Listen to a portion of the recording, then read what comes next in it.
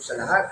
Isa ho sa mga update ng legal and transportation ng operator sa Pilipinas ay yung pagiging matulungin namin sa ating mga kasama natin mga driver.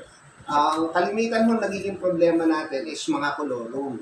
So, gumagawa kami ng paraan para magkaroon ng maayos. At dahil alam naman natin na yung ating government agencies, kulang ang kanilang police power. So, wala rin silang masyadong manpower para tuloy-tuloy na mag-operate.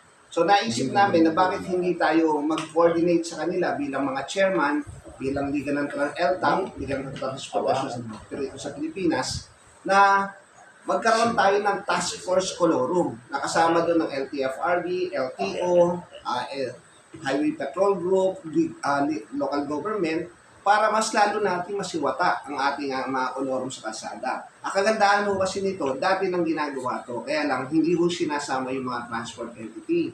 Kaya nagkakaroon ho ng dati, mga hindi natin inaasahan na aregluhan. Pero kung kasama ho ang chairman, ultimo yung kanyang mga kasamahan sa hanap buhay, magkakaroon ng respeto at sasabihin nila, pag nahuli ang chairman na kanyang mga kasama ay kolorum, mananagot siya sa federasyon, mananagot siya sa ibang mga kasamahan namin, kasi yun ang pinagbabawal namin. Paano kami makakabayad sa bangko? Kung mismo kami mismo, hindi namin nadidisiplina ang aming mga kasamahan.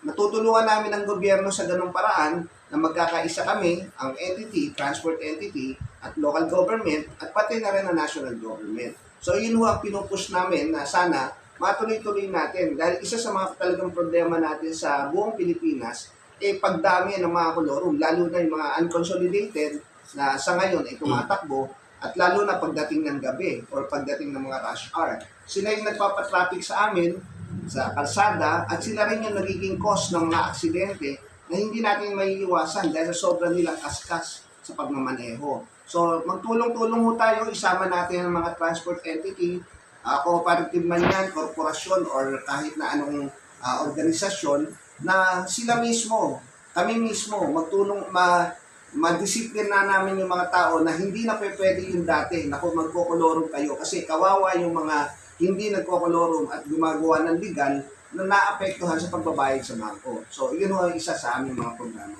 Yan.